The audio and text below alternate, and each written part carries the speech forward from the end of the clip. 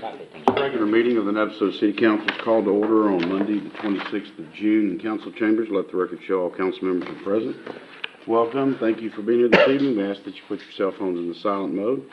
And reminder to visitors, please sign in. If you wish to speak to visitors' remarks, please fill out the form found in the back. State your name and address at the podium, and we must document all meeting business with remarks limited to 3 minutes. Tonight's invocation will be led by Pastor Mac Vaughn, then followed by the pledges.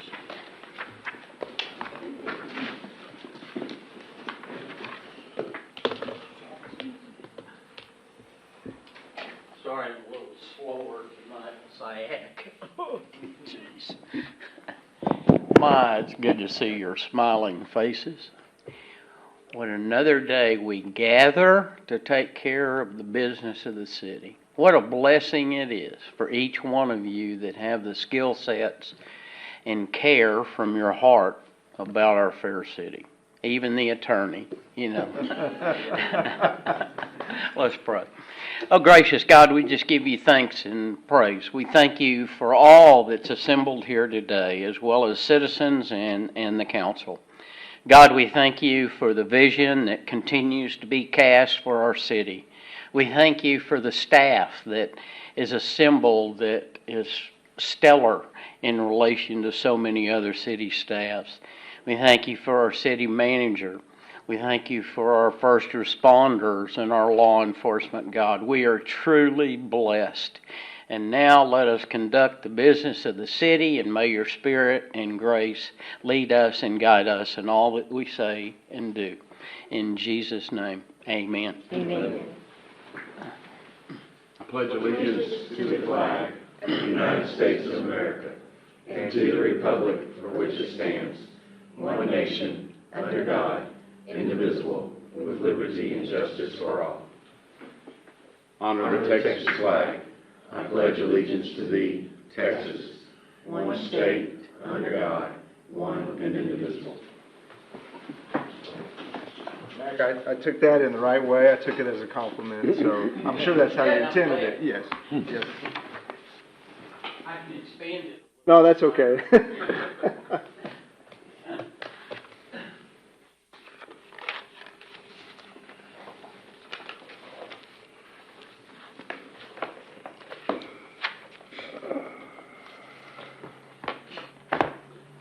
First, we have a proclamation for Parks and Recreation Month.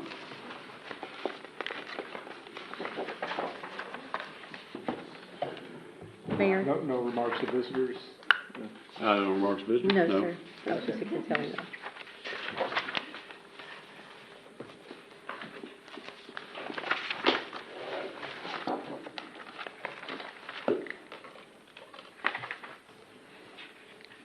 I'd like to ask our Parks and Recreation manager to come forward.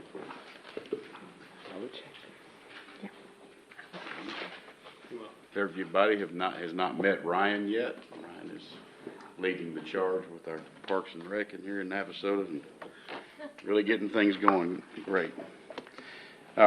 Whereas Parks and Recreation is an integral part of communities throughout this country, including Navasota, and Parks and Rec promotes health and wellness, improving the physical and mental health of people who live near parks, promotes time spent in nature, which positively impacts mental health by increasing cognitive performance and well-being and alleviating illnesses such as depression, attention deficit disorders, and Alzheimer's. Parks and Rec encourages physical activities by providing space for popular sports, hiking trails, swimming pools, and many other activities designed to promote active lifestyles. Parks and Recreation is a leading provider of healthy meals, nutrition services, and education. Programming and education activities such as out-of-school time programming, youth sports, and environmental education are critical to childhood development.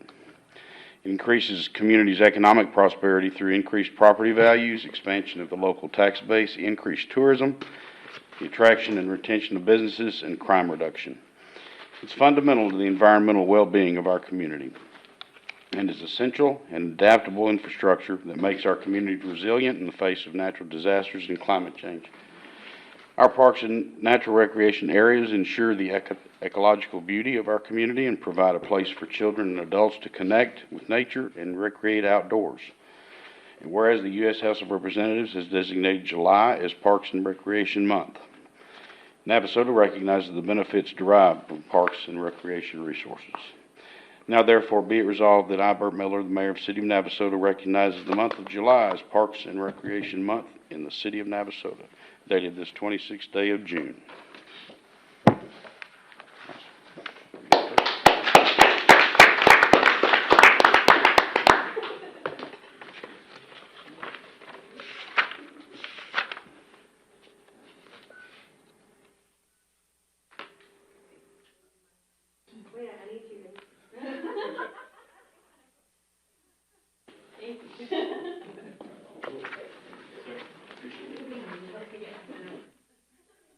Photo totem. Was I off center? Say it again? Photo totem. I guess so.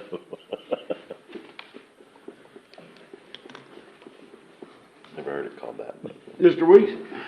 Mayor, members of council, Peggy Johnson's going to come up and introduce, we got two new employees, one from the police department, another one from our public works department.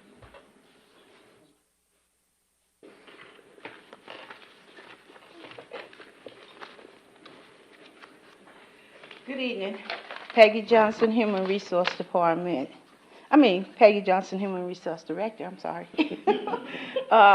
Mayor Miller and council members, I would like to introduce to you our two newest city employees here. If they will please come forward.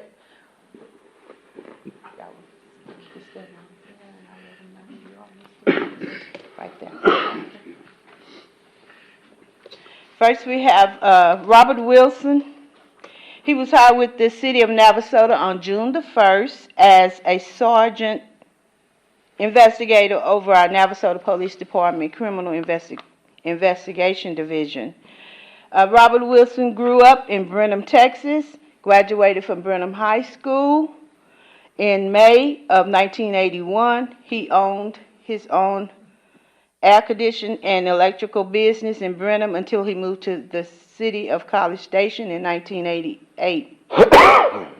The College Station Police Department hired him in March of 1991, and he attended the police academy at Teeks in Bryan, Texas. He worked patrol from March of 1991 to May of 1995. And in 1995, he was promoted to the Criminal Investigation Division, CID, where he worked as crime against personal, socializing, and violent crime. Mr. Wilson retired from the College Station Police Department on May 31st, 2023 this year, with 32 years of experience. And we would like to welcome him to the City of Navasota, if y'all would help me.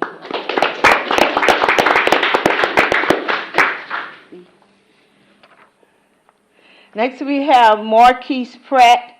He was hired on with the City of Navasota June the 13th as a park and facility maintenance laborer in our Public Works Park and Facility Department.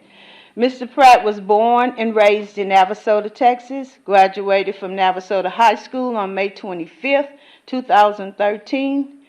During his high school years, he played basketball and track for the entire 4 years.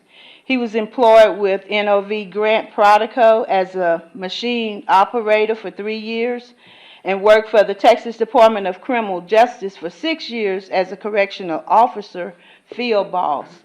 He loved riding horses, working with cattle, playing basketball, and spending time with his son and family. He is also an owner of the Pratt Pressure Washing business here in Navasota. So if y'all would help me to welcome Mr. Pratt.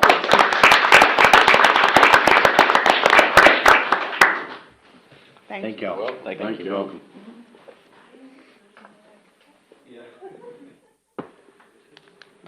Mayor, members of council, next item, Jennifer Rain is going to come up and give us an update on our CIP. Good evening, Jennifer Reyna, Public Works Director. I'd like to start out with our annual street maintenance project.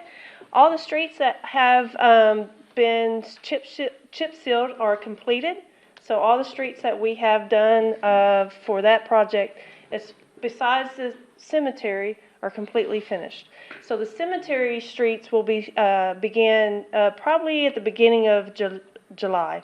And then that's a small amount of work in that, and then that whole project will be completed by the end of July. The fire hydrant project, we're over about 24 completed. We have a change order tonight, that's item number 9 on tonight's agenda. So we'll discuss a little bit further on the fire hydrant project when that item comes up. On the CIP project, we are still on Neal Street. We're currently installing the water, and then the water is going to be going on Neal Street, continuing down on Judson Street, and then the sewer installation will then begin on Neal Street next week. So that's moving along pretty well. We hadn't had any really big issues so far, knock on wood, but it's just a couple weeks into this project, and we're working things out, and things are moving along pretty well.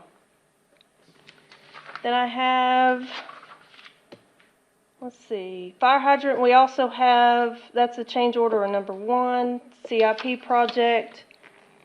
We have a change order on the street maintenance project. That's change order item number 8 tonight.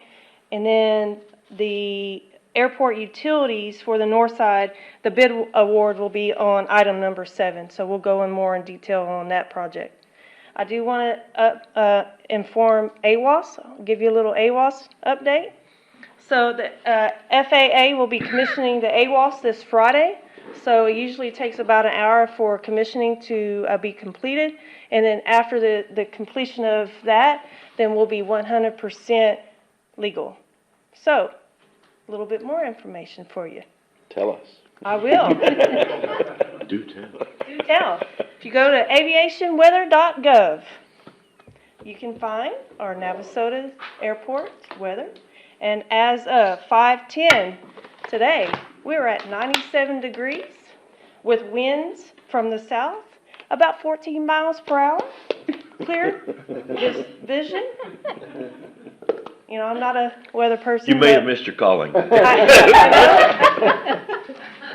So if you go on that website, there's an area on there that's, it's called a METAR, okay? That is, you enter that information with Kilo 60 Romeo, and you will get that report.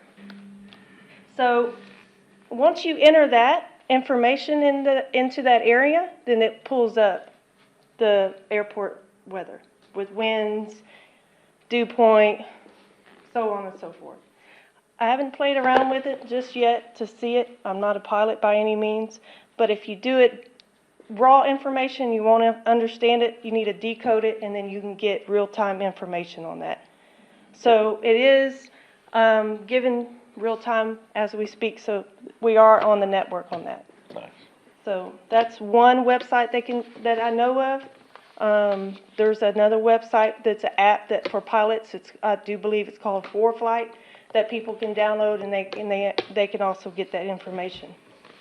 So that's all my weather forecast for you. Any questions? Jennifer, I do have Go ahead. one. Sure. On the chip seal, Yes, sir. I noticed that some streets are different color than the other one. Can you? Yes, sir. Explain Some are that. white and some are black. Jose? That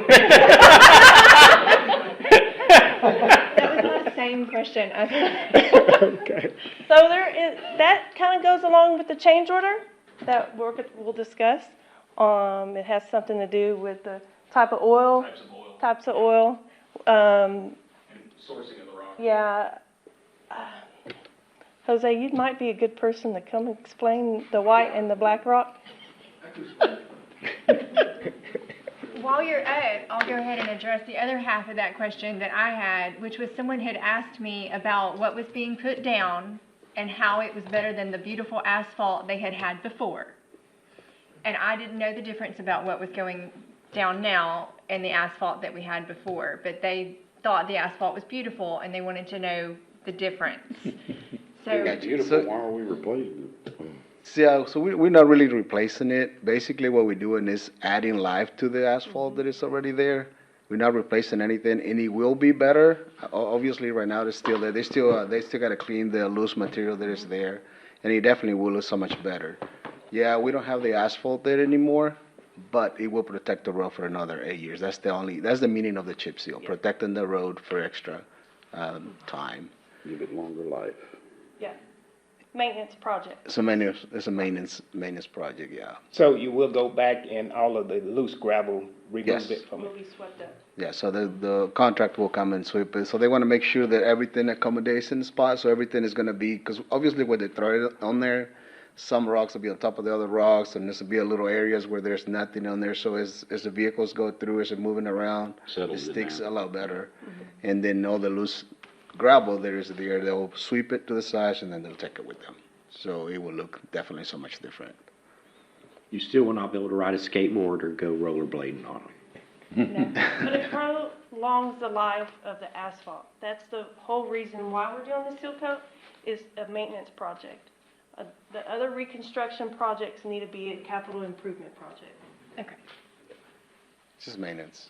But the other one, we can address it. We can address the color. It was, whenever we bid on this, it's supposed to be a black rock like we're normal, because that's what we normally do. We don't actually say, we want this color rock or blue or green or whatever. I didn't realize that. I thought it was only black. So when we did it, everything was totally fine. But according to what the engineers planned to burn it, they said it was, nobody ever say nothing about the rock. Like it was the talk, and then probably John can tell us about it. It was mainly the oils. So once we make the oils change, then the rock had to change. It had to be a different type of rock that we weren't really aware of what was going to happen. So when I went out there and I saw the first time I saw it, I was like, oh no, I never seen this before. Like cause I never seen it. Like we didn't have it. But it was more like how do you determine this? Maybe more like a little, when we did the pre-construction meeting, we were really worried about having a good product here, but we weren't worried about what color it was going to be. And they could have told me, I could have known that it was going to be a different color. It's not a big deal. It's exactly the same thing. It's just a different color. And I didn't like it, but it's exactly the same thing. It's not different. Cosmetic. It's a preference. So just to make sure that I had a question about it as well. On Julia, just north of Felder, there's a house that's right there, and those people that live there are in and out of their driveway, and the white rock is giving way to a lot of black oil. And so I don't know if it's going to settle. They're going to come back in and kind of look over it again, but it sounds to me like I live on a gravel road. I mean, I'm a block away, but it sounds just that one block is just like there's a bunch of loose rocks. So you're going to fix that and that's another thing that I don't want the white rock either to be, because I feel like it bleeds through it regardless. Eventually, it's not the best for me, like foam. And there's another, it's called fog. It's like they can still come back and fix it. Like they can come back and fix it and so make it black. we're not done really with that. They're going to come back and reassess after they're done, after they. Yeah, everything is laid down. Everything is done, but they still have to basically cleaning to do. Yeah, just cleanup to do. Clean up to do, and that application, we're still going to get it done if we want to get it done. Okay. But I So see- the oil stick better with the black rock or with the white rock? Because on the roads I've looked at, seem like that the black rock is no loose gravel, but with the white rock, there's a lot of loose gravel. Yeah. With this project? Is that what you're saying? Yes. It's the same. You just don't see it on the white rock as you see it on the black. Like you can't see it, but it's basically the same. John have it. How do you determine it, John? It was like just said it's just a different. It's the same oil. It's just the different quantities, basically, to make you understand it. So it's the same oil in the different amounts. Correct? So, I'm gonna step in here, John McKay, graduate civil engineer.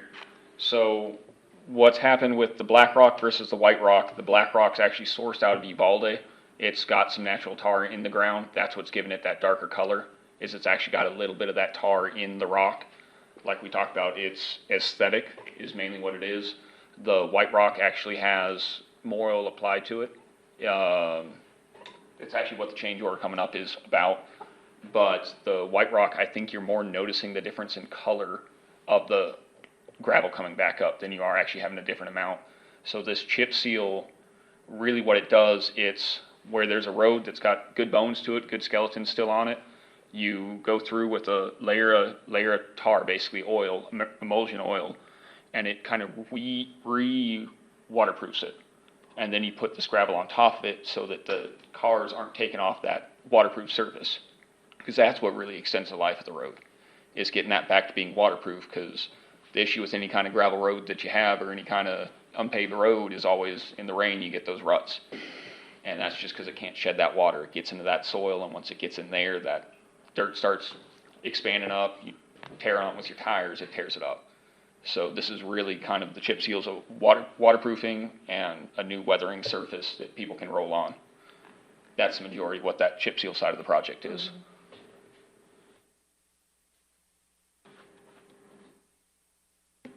If, for moving forward, do y'all have a preference whether if it's one color or the other, just out of curiosity?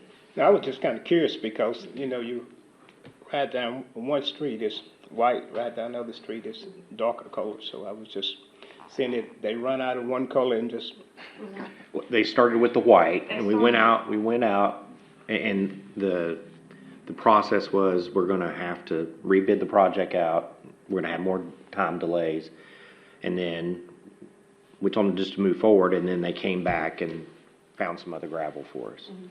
So, at the engineer's cost, not our cost, so. But is there a preference? I think that the black would be better because, you know, if you go down some of the streets, you see some of the young kids are spinning out in rock and sliding brakes, and you see all kind of walks on the white rock right now. Okay. Now, there's still cleanup to do regardless of what rock we ever use. They'll always have to come back and sweep it after it's done. So we still have that process to do. To They get got all a- the loose The loose, pieces and pick everything. up the loose Yeah. rocks. But there's no difference in the quality of the rock, right? No. That's correct. What about price? No, because the black It's all rock about the has a oil. little bit of that oil in it, so you don't have to apply it with as much oil. So the price-wise, it was not a cost for us. It nets out. So what we're kind of asking here, the goal again with these maintenance projects is to be yearly doing projects similar to this. So just be thinking over the next few months as y'all drive these streets, if y'all have a preference in which direction y'all would like to see going forward, the white rock or the black rock. Yeah. So far, the It's consensus has staff's, been. it's staff's direction to go with black unless you tell us differently. That sounds good. I just want to make sure that all the rock that's going away right now, while people are driving over it before they clean it up or before it really sticks, are we okay that it's not covered with rock anymore? The road I'm speaking of, It's Julie. yeah, and it appears that there's a lot of black showing up from under the rock. So like the rock is going away faster The than, seal is still protecting the road underneath. I That's hear- what you want to make sure that's sure, happening. I hear you, but we put the rock down for a reason. If the rock's already gone, we might want to I'll get make my sure eyes that on it they. tomorrow. I Okay. will. Okay. I see what you're saying. The reflectivity of the white rock, should that help us in the heat?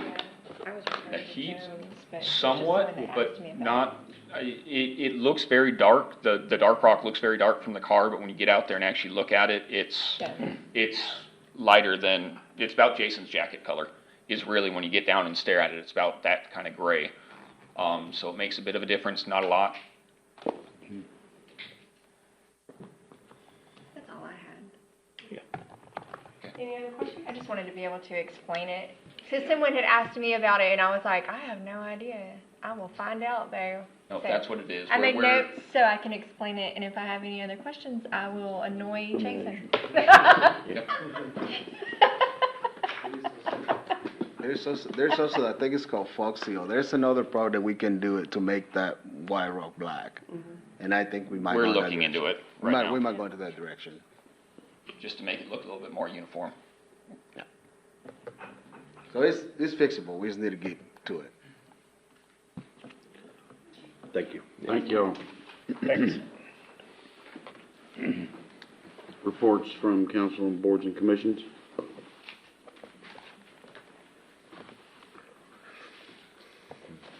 None. just a couple announcements here. Thursday, CASA Voices for Children is having a meeting at Classic Rock Coffee at 4:30. It's for child advocate volunteers.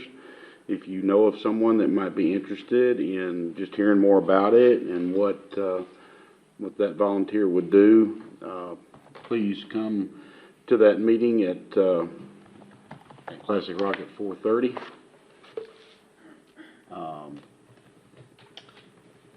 Of course, Friday is the Freedom Festival, so that's kicking off at 6 o'clock with the parade, and the lineup starts at 5 o'clock on Brosig. And of course, we want everybody to come out in your red, white, and blue, no matter what kind of vehicle or on your feet or however you'd like to be in the parade. We'd like to have great participation, as we always do.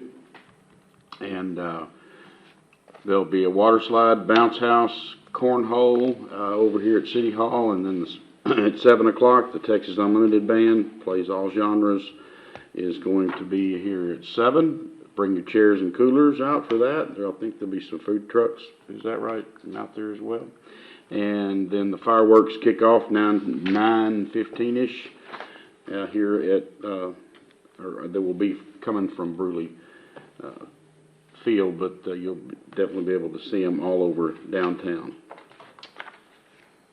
And it's a free event, so you don't need to sign up or anything for the parade either. It's just show up and get in line. Then just coming up on the 22nd of July, we're still looking for, I think, more volunteers to kind of help with the project improvements over at the animal shelter. So if you'd like to help out with that, I think that starts at 8 o'clock. Does that sound right? Okay. It'll be early before it gets too hot. We've had a donation, I believe, from a group to make some improvements there at the shelter, and I think we mainly need folks to kind of care for some of the dogs while they're having to be out of their regular pens, I think. So.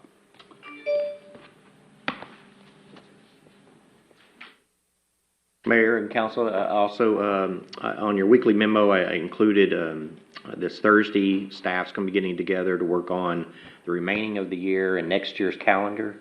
So if you'll look through any events that the city currently has, or any of the community events that you know that's going to be happening, if you could please send me an email with those items. And if you want, right now we moved from the 4th Friday of the month during the summer to have Sounds of Summer, so we moved it to the 3rd Friday. So it seems to be working really good, especially with other events going on. So if there's changes or something you want to see different with our current events, please let me know so we can consider those.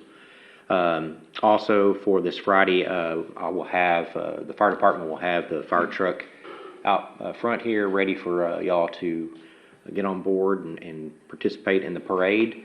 It'll be here between 5:15 and 5:30. We'll try to leave at 5:30 here to head over to get in line. So if you want to join us in that. And then as soon as that's over, they're going to be dropping me off here, and we're going to kick off this year with at 7 o'clock also with our celebrity dunking booth. So a new event that people can come and pay to dunk myself and the superintendent, our police chief, our executive director of our chamber, and some others within the community, and maybe even Jose will get a chance to be dunked too. Good cause, so the funds are going to go to our Parks Fund, as well as trying to raise some funds for accessibility playground and a splash pad that we want to put downtown. It's $5 per ball, or you can get 3 balls for $10. So be sure to bring cash and have a good time. And got me a new pair of swim trunks, so I'm really proud of those. No Speedos. No Speedos. No You're gonna have to Speedos. find me a baseball player. Yeah, yeah. Or you can spend a lot of money and hopefully you at least get 1 ball. But yeah, it'll be a great event and something we can raise some funds for. That's all I got. Great idea.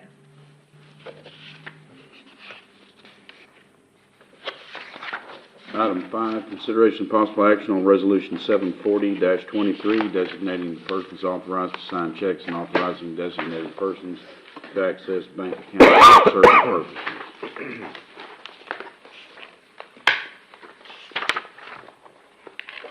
Good evening, Mayor and Council.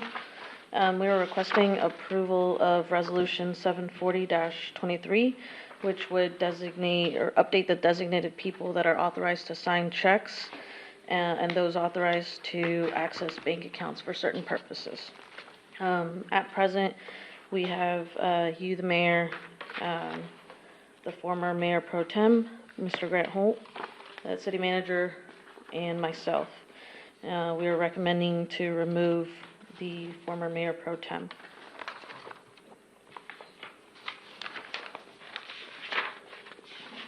Mr. Mayor, I move to approve 740-23. Second. Motion by Mr. Fultz, second by Mr. Gessner to approve as recommended for signing checks and authorized persons to access bank accounts, Resolution 740-23. Any further discussion? All in favor say aye. Aye. Any opposed? Seeing none, item carries. Thank you.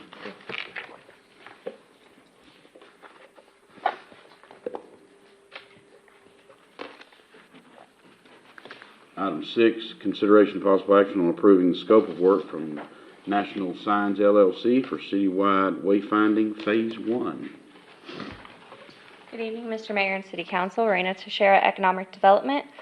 Just to provide y'all with a background on this project, as we mentioned in the previous workshop, staff began doing some research in early 2021 to look for wayfinding companies to do some directional signage and signage for parks and other facilities throughout the city. And so from November through March of this year, we've worked with National Signs on designing a citywide directional parks and facility signage project along with downtown wayfinding. And so the company has provided the design services for free of charge, and it has allowed us to make as many revisions as we've wanted throughout the process that fits our needs. And so as y'all see in the packet, the company has designed a combination of illuminated and non-illuminated wayfinding signs, and which was presented during the wayfinding workshop on March 27th. And so there were limited comments that we had received back in that workshop in regards to changes to the designage for Phase 1, which Phase 1 has an emphasis on tourism, which includes the highway directional signs, a few large double-sided park signs, and some of the downtown wayfinding signage that we're looking into for this phase. And so the City of Navasota has a partnership with the Choice Partners Cooperative, and so we've been coordinating with them and National Signs to expedite the procurement process and move forward more quickly on the fabrication and installation of the signs. And so Choice Partners approved our contract with National Signs back on May 18th, and so then this is just the next part of the process, is bringing this to council for approval. And so the presented signs in the packet reflect the locations of the wayfinding signs and monument or freestanding signs, and staff is working on the final review to make any last-minute changes to spelling errors, and there were a few mistakes on some of the directional arrows of where they're pointing. So if y'all are looking through that and notice some of the mistakes, we've been addressing those and working with the company to get those fixed.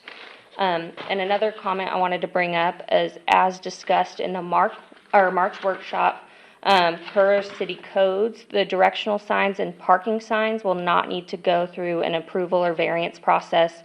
However, the larger signs for the library, August Horse Park, Navasota Center, and the downtown digital kiosk are regulated in our ordinance under the monument and or freestanding signs, and they're also larger than what's allowed per the code.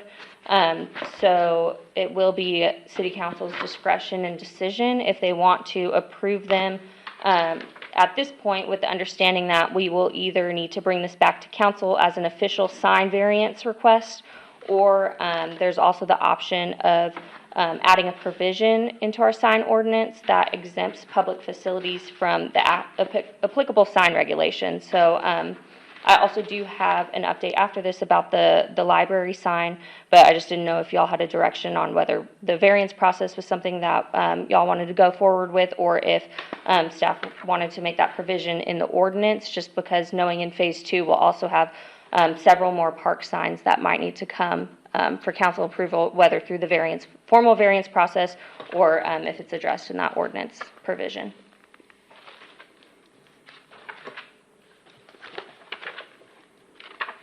Council's pleasure.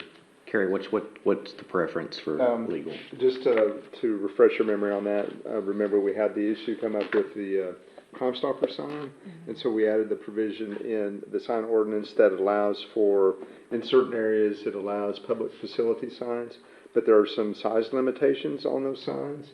And so if council gave us direction to come back with an amendment that would address public service signs, those kinds of things, as an exemption, because they are, it's different than somebody wanting to, an outside agency wanting to put a sign on city property. This would be a city-sponsored sign for identifying a city facility, giving direction, those sorts of things. So if you wanted to go that direction, then we could come back and present an amendment to the city council for allowing those types of signs in the future without having to engage in the variance process. And so understanding that there will be future signs coming to the council for review and approval, we thought maybe that would be more efficient rather than, the variance process is, we want to follow the rules and just make sure that we're doing things right. But if the variance process it's a process, and so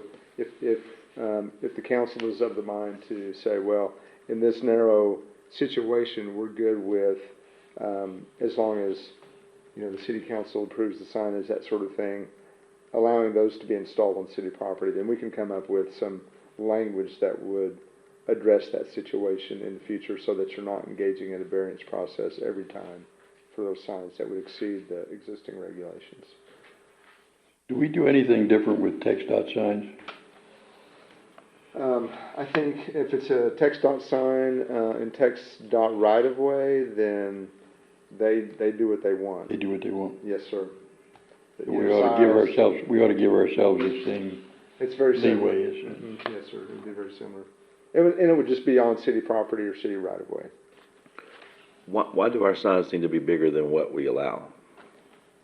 I know for the smaller parks, those signs will be a little bit smaller, but some of like for the August Horse Park, with it being such a large park, that was one of the designs, and it's the double face with the illuminated, and then the same with the Navasota Center, with it being a gathering place where their events held, and then same with the library as well. So the ones for the parks that are already the white rock with the overlay that shows the white rock, the signs that we're going to get are going to be those same size or bigger than those? They're going to be bigger than those. Bigger? Mm-hmm. Like, I don't get that for like Ketchum Street Park. I don't know that we need to go with a huge sign at Ketchum Street Park. It's going to be a different layout. So the idea is, like August Horse, you're going 60-something miles an hour down the highway there, so. I get all of that. I understand that. But I'm just saying that in the parks that are in town where people are not driving fast and they know that the park is there, I don't know that the sign needs to be bigger than what we would allow, or even bigger than what we currently have. I doubt they are. So that's my question. Yeah, and that's in phase 2, so we're not addressing those at this point, but that'll be brought up at another time, and those sizes and dimensions will be listed. And then they also, as you see in the packet, they come out and they take the pictures, and then in the photos on the packet, they actually kind of Photoshop in what the sign will look like. So we'll see those once they come back out for phase 2 to look at our smaller parks. They'll be able to reflect that. Are we going to remove those stone signs that are in the parks? Some we will, some we won't. So there are there's some that, so August Horse, but then you've got another sign further down, talks about the soccer fields. The idea wasn't to replace that one, but the main one. The idea is at all of the main facilities have a similar sign. By having the stone, we find it harder and harder to find the stonework similar to it, and so you're not getting the same thing over and over. If it crumbles, it's just hard to find replacements for it to match. And we've got several park signs right now that are not even fixed. Missing pieces, missing top pieces, missing brick. And you want them all to be consistent. And with the white stone, that Austin stone, you got to go out and steam clean it. It's hard to keep up. Being the new kid on the block, is this been done in 2 phases or just?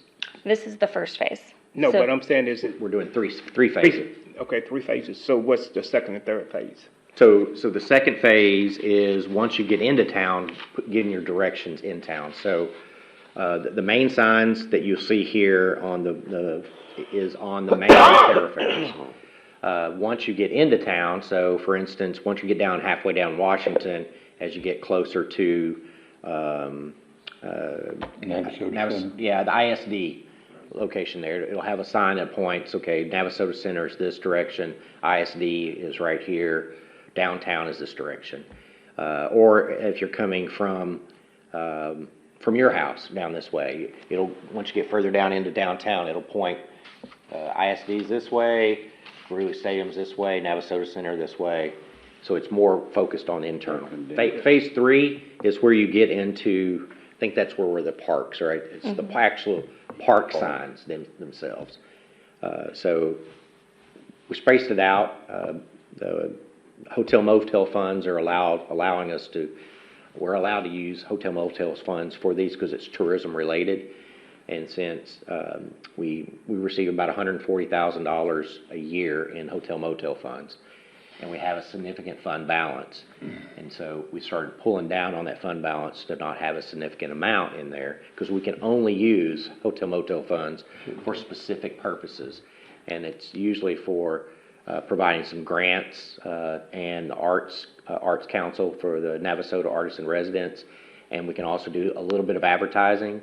And then the biggest piece is we can use it for wayfinding and use for historical, upkeep of historical centers, which our Horlock House is. So we have limited use that we can use those funds for. However, we will be able to, at some point, once we become a Main Street city, to pull some of those funds to fund a Main Street manager position, a actual person to help with Main Street. And the red, white, and blue is gonna be the color of all the signs? Consistent, yes, sir.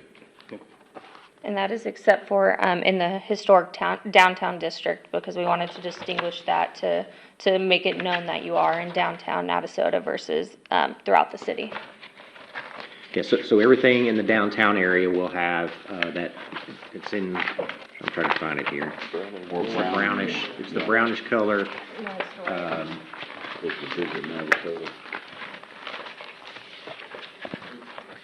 Says Navasota Historic Railroad District.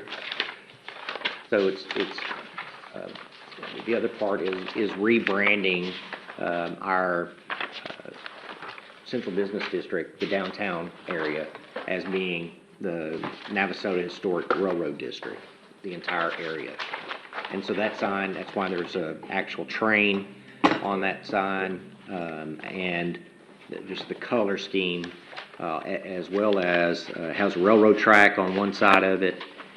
We actually have the kiosk to actually have the Visit Navasota sign on it, and the directory. And the directory will be a digital directory. So it can update on a regular basis for any new things coming on.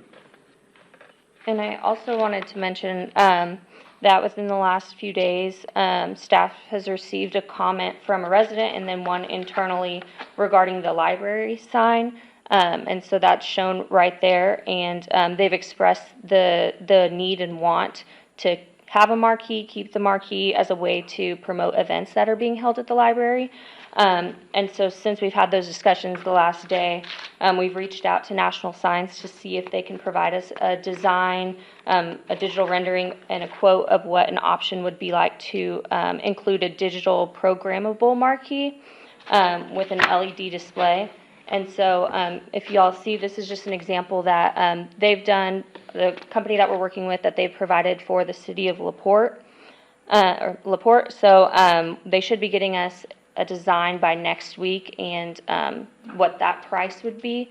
So we just wanted to present this to y'all today. So if you do want to move forward with this, we can move forward with the current contract that's presented. It would just be brought to City Council at a later time for that change order if that's the route that council wants to go to keep the marquee option. I think that's probably good for the library. So that example, can you go back real quick? So that's just an example. That example, the sign is not going to be that big. So that sign right there. It won't say LaPorte. It will not say LaPorte either, I promise you. That sign was actually going on the highway, so Highway 146. Yeah. So it's going to be big enough, if you put it at Highway 6, you could actually read whatever the digital part is. So they can make it a smaller version. Okay. Who is that? Who's that? I don't have a clue. It's Banner. somebody that is, Doesn't have any eyes or mouth or yeah. What's the size difference between the signs that are there now for the library and the new one? It looks to be pretty similar in size. Yeah.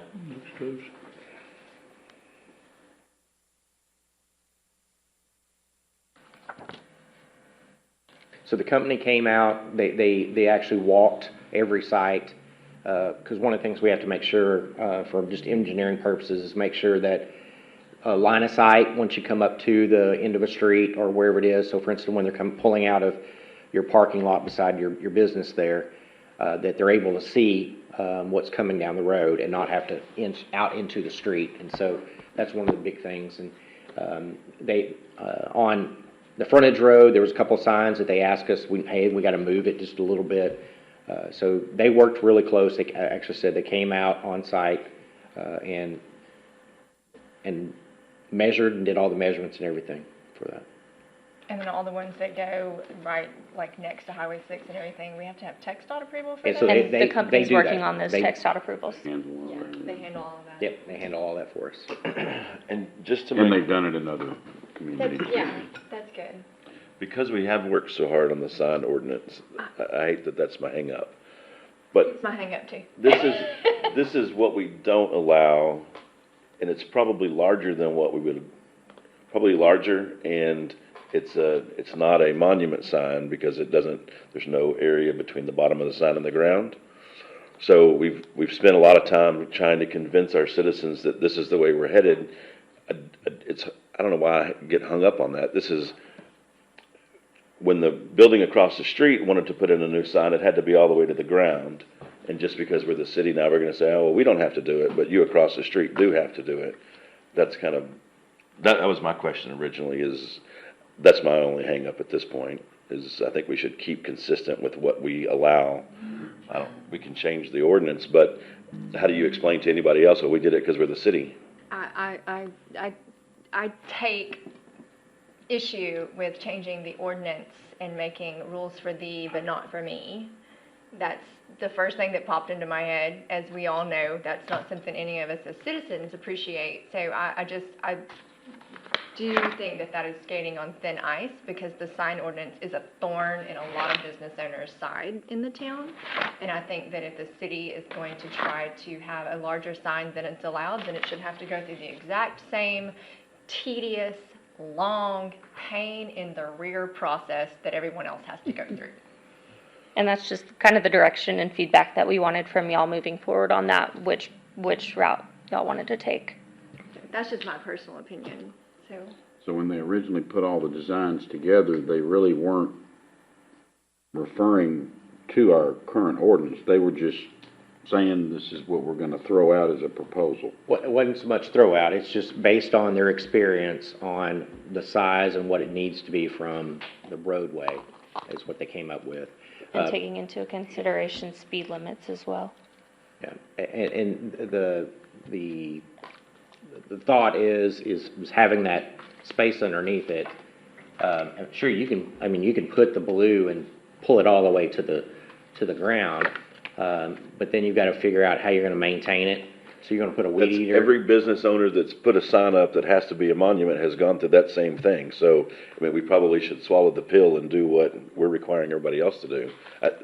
My brother, for his 2 signs, really was pain-stricken with the amount of rules that he had to go through, and those are the same things that he was claiming were an issue for his business. And so anyway, I think that we should be consistent with what our rules are.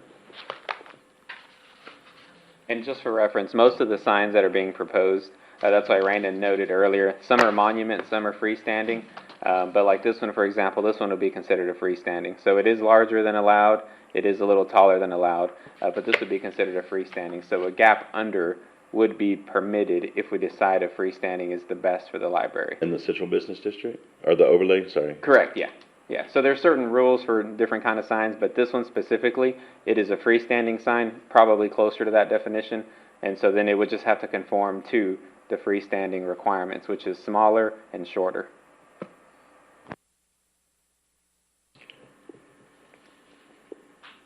Yeah, I think if we could look to keep it within our current ordinance, that would be excellent. That's my thought as well.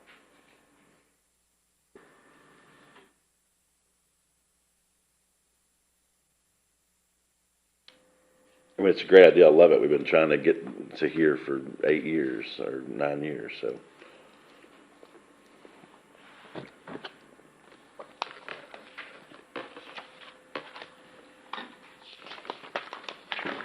These signs just will be pointing directions just to city-owned parks and buildings.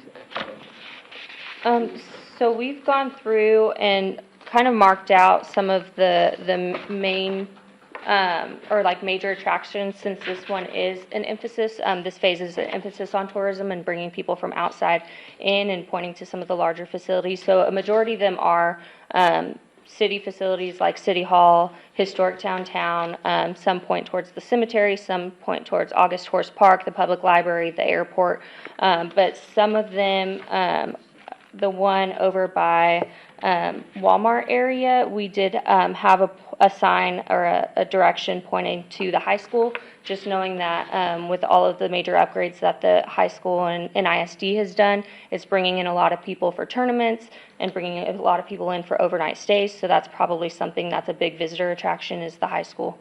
And then also on a few of them as well, pointing towards the Chamber of Commerce, knowing that that's a big destination as well. The hospital?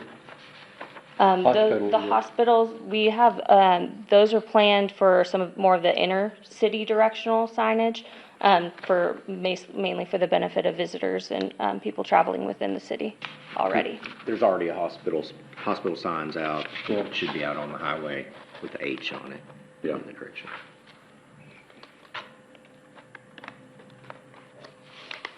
And just for clarification, all that we are needing to do tonight is just approve the scope of work.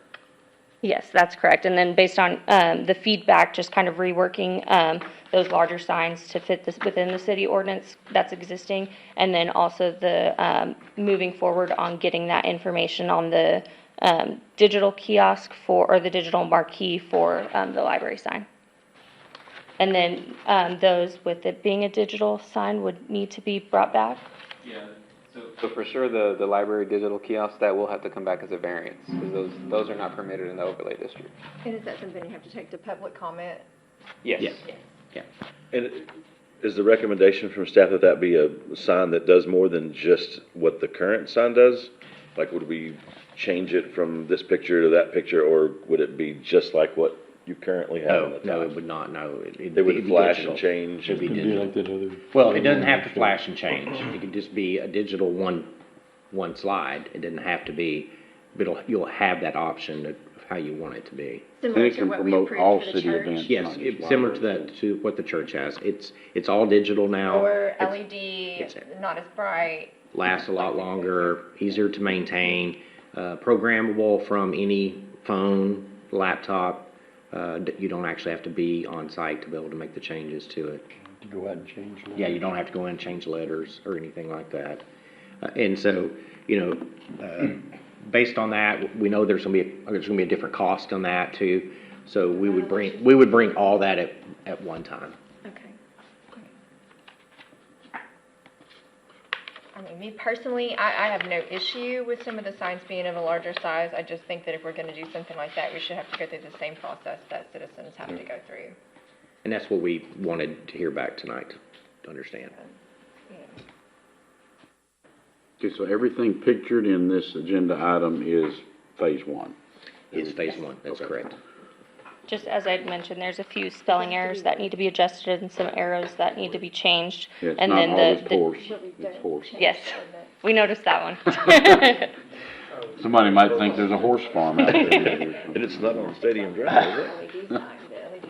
And just so you'll know, shortly after we go through the budget process, we'll be bringing this back to you right in October so it's gonna be like the sign projects. I can read this. It's gonna be, phase 1 and 2 are back to back. Okay.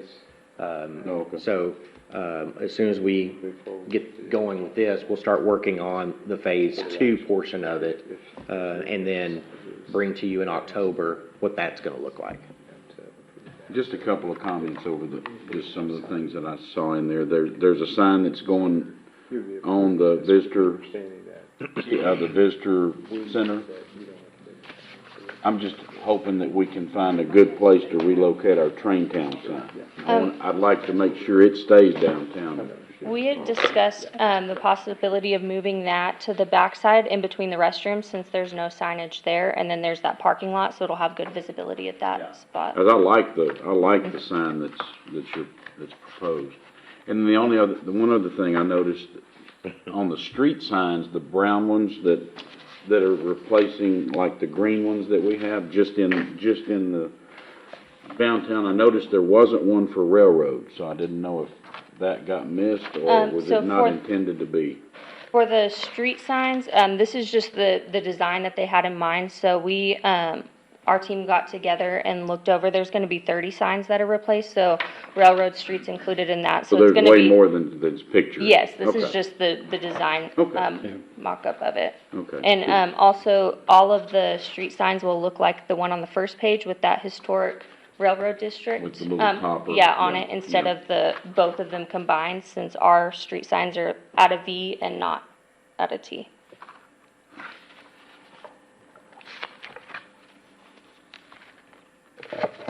And then there's also I saw on some of the signs it mentioned Horlock House and Museum. And I know, we really don't have a museum there.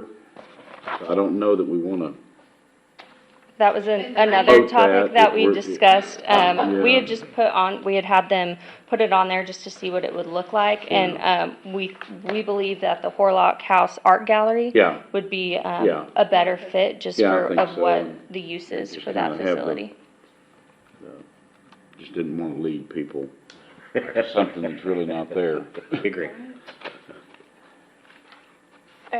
Mr. Mayor, I move that we, approve the scope of work from National Signs LLC for citywide wayfinding phase 1 for the amount of $248,004 under the, what's the word I'm looking for? In compliance with the current regulations? In compliance with the current regulations and at a later date addressing those variances and the digital sign. Second.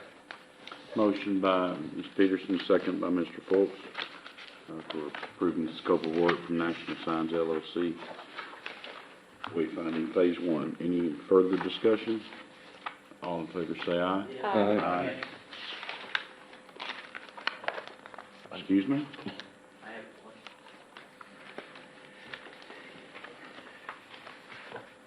Okay. You could certainly finish the. My name is. No, I mean, I already asked for the vote, didn't I? Well, you Yeah. didn't ask for Yeah. any nays. Okay, Oh. Did you? All in favor say aye. Aye. Aye. Any opposed? Seeing none, item carries. Thank you, sir. Okay, whatever.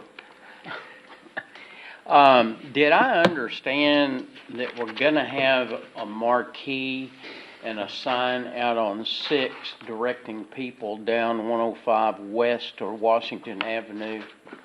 No, sir. We're not. No, sir. Have we considered that? The banner doesn't do any good across the telephone poles. We need to get something, as I see it, out on the bypass.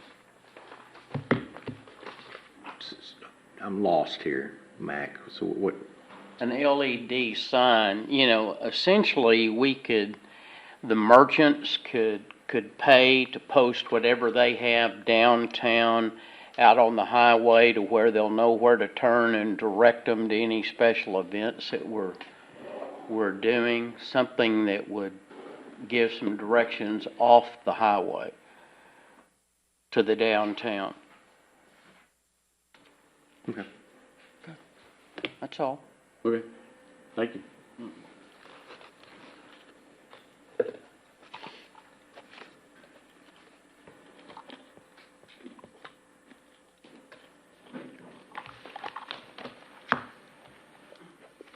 Item 7 is consideration and possible action to award a contract for the airport hangar utilities extension project to D&S Contracting in the amount of $246,181.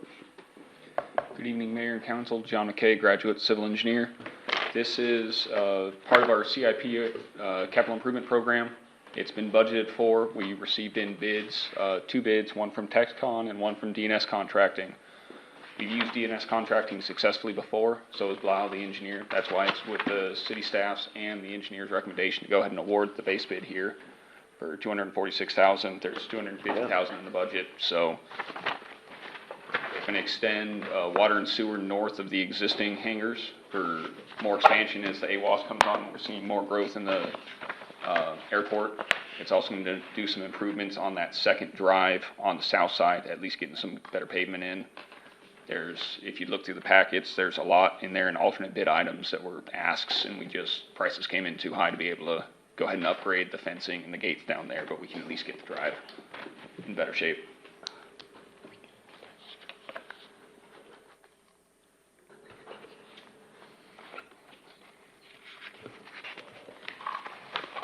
How much additional capability does this give us? It allows for utilities to another row of hangars is what it allows. It's about 500 foot worth of water and sewer. So we can build another row of hangars up to the north is what it allows us.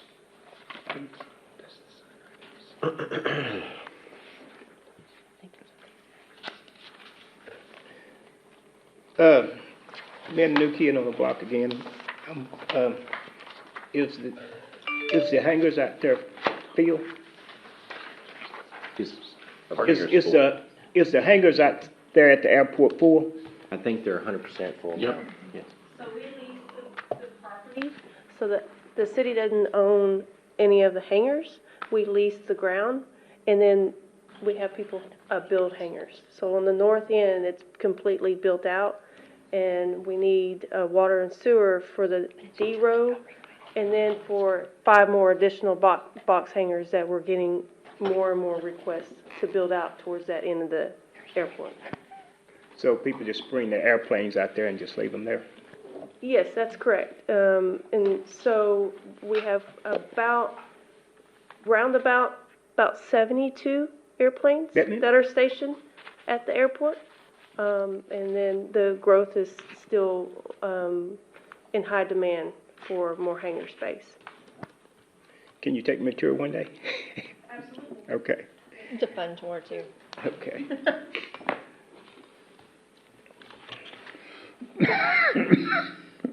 Mr. Mayor, I move to approve the contract for the airport hangar utility extension project to D&S Contracting in the amount of $246,181.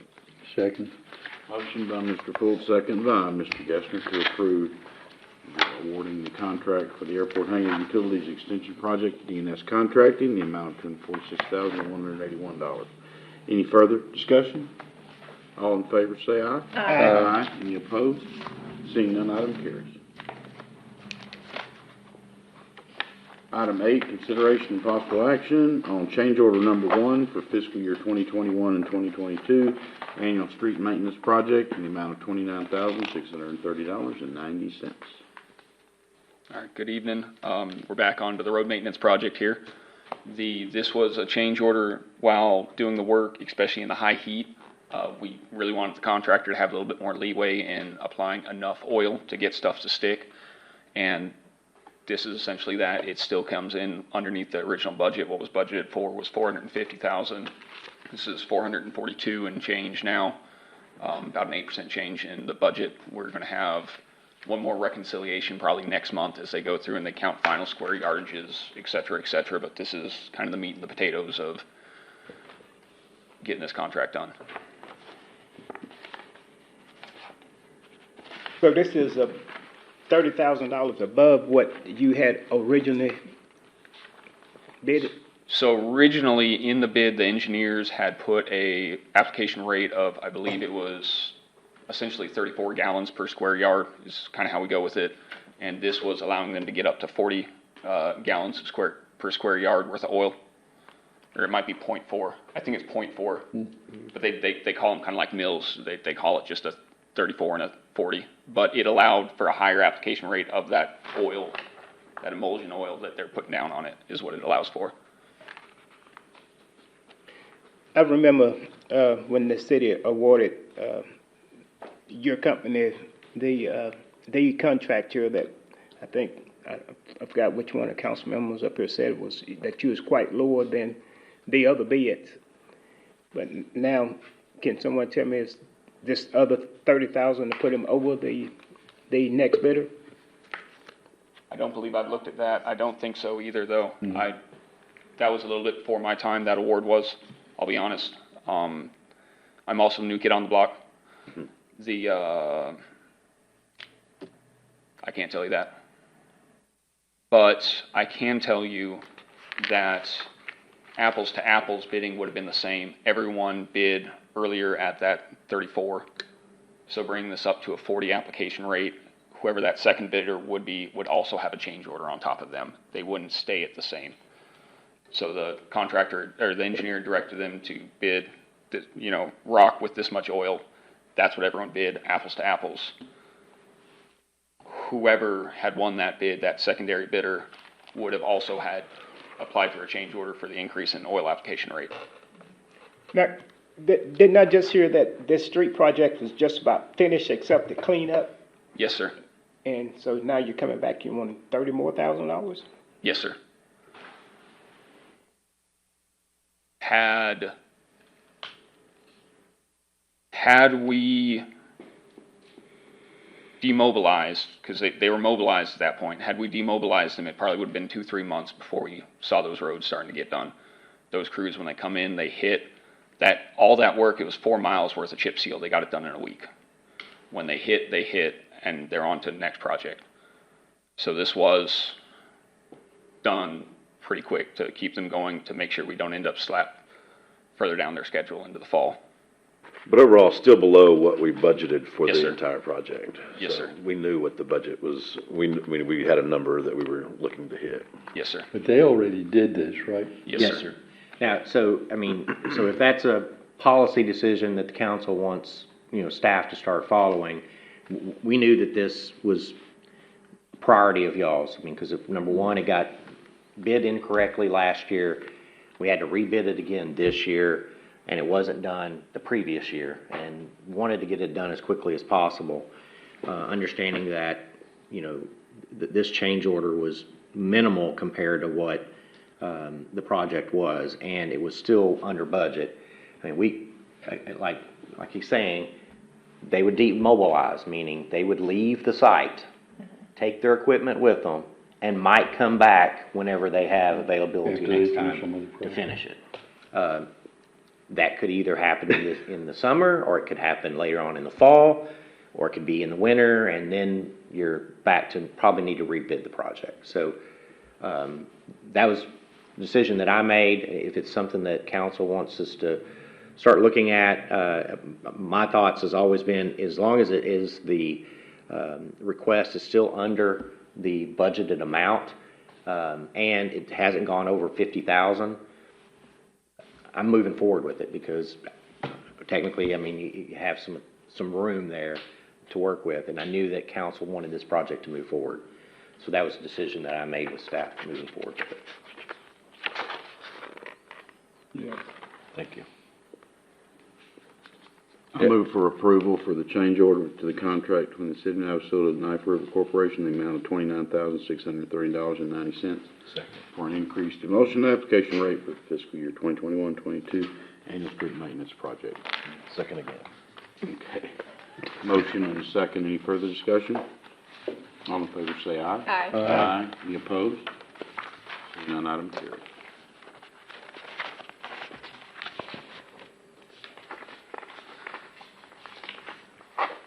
Item 9, consideration and possible action on change order number 1 for the fire hydrant replacement capital improvement project in the amount of a negative $13,250. Good evening. I hope this one's a little bit easier to swallow. This is a negative change order. It also actually increases the scope. We're actually able to add 5 hydrants onto the list. This mostly, you'll see that the change order form in your packet's very long, but it's essentially just a mop-up from what was on paper and on our maps in the city. You don't truly know what's your water lines, what's down there in the ground until you dig it up. So this is cleaning up with that, and we found out there were a few places that we didn't need to do they're called line stops, but an expensive valve. So we're able to take that money, and what we're hoping to do with that, with approval of this change order, is go ahead and add 5 more hydrants on to take it from 34 up to 39 hydrants in this project. And it's still, even with all that, it's 13,000 under right now. That's great. Mr. Mayor, I move we approve change order number 1 for the fire hydrant replacement capital improvement project in the amount of negative $13,250. Second. Motion by Mr. Fultz, second by Mr. Gessner to approve change order number 1, contract between the City of Navasota and Kinchnick General Contractors in the amount of negative $13,250. Any further discussion? All in favor say aye. Aye. Any opposed? None, item carries. Mayor and members of council, real quick, go back to your previous item. You had asked about what the next bid was. It was $471,999.28. So we are still underneath So we're it. still under the second bid. All right. Thank you. Yeah, thank you. I believe we're done.